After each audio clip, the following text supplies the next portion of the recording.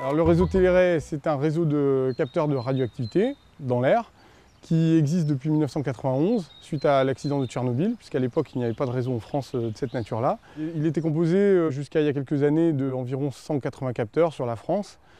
Et donc depuis 2011, le réseau a été modernisé avec l'acquisition de nouveaux détecteurs que vous voyez ici. Donc ça fait un continuum de balises dans une zone qui va de 0 à 30 km, qui est assez dense, même beaucoup plus dense que la majeure partie du territoire. Comme on a vu qu'il y avait un réseau Téléray avec des balises implantées un petit peu partout en France, bien évidemment, il y a une contrainte économique à l'acquisition de tels équipements en masse. Il y a évidemment des endroits qui ne sont pas équipés de sondes.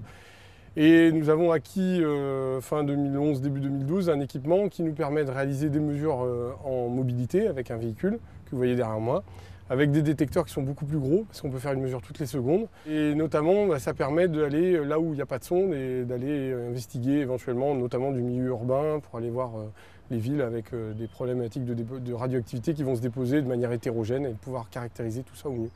Et la restitution qu'on fait avec ce type d'outils, c'est des cartographies d'interpolation qui permettent d'avoir une vision assez rapide d'un état des lieux de la situation. Et en plus, la propriété de ce type d'équipement-là, c'est que le photon qui arrive dans le détecteur, non seulement on va le compter, mais en plus on sait lui attribuer une énergie. Qui dit attribuer une énergie à un photon, dit je sais ce que c'est. Si c'est du césium, si c'est de l'iode, donc on peut aussi faire une cartographie en césium, en iode, en cobalt, en ce qu'on veut. Voilà. Ulysse, c'est un équipement qu'on a emmené quasiment tout de suite après l'avoir acquis. On est parti au Japon avec ce système-là. Et les mesures qui ont été faites là-bas ont été un assez franc succès puisque les données sont parfaitement corrélées avec celles des Japonais. On a deux équipements de ce type-là. Ce système-là présente l'avantage d'être facilement mis dans un véhicule qui peut être n'importe lequel d'ailleurs, parce que là on l'a installé en même pas 10 minutes. Et on peut aussi le mettre dans un avion ou dans un hélicoptère, et donc ça permet de faire des survols de la zone. Et là, l'avantage de le faire en avion, il y a un peu plus de traitement de données à faire, mais par contre, on n'a pas les contraintes des routes et des limites géographiques qu'on connaît au niveau du sol. Donc l'avantage de l'avion, c'est que ça va beaucoup plus vite, et ça permet de couvrir des quantités de territoire assez importantes. Tout ce qu'on peut produire, que ce soit des mesures de Téléray, des prélèvements mesurant en laboratoire, comme vous l'avez vu tout à l'heure, tout sera dans Critère. Les points orange, c'est les balises d'EDF, là en l'occurrence. Les points bleus, c'est des balises IRSN. Donc là, vous voyez le renforcement des balises qu'on a mis entre 10 et 30 km. On voit aussi la complémentarité qu'il y a entre EDF et ce qu'on fait nous. Sachant qu'EDF, on a leurs données en temps réel aussi. Après, il y a quelques mesures ponctuelles qui ont été faites par une balise du CEA qui a été amenée pour l'exercice. Et puis les mesures des pompiers qui s'appellent les CMIR, là, les cellules mobiles d'intervention radiologique. Alors c'est vraiment en temps réel, c'est-à-dire que les données sont envoyées en permanence. Dès qu'elle est acquise, elle part dans Critère. Donc toutes les données, aussi vite que possible, on les met dans Critère, comme ça le préfet, l'IRSN, le centre de crise.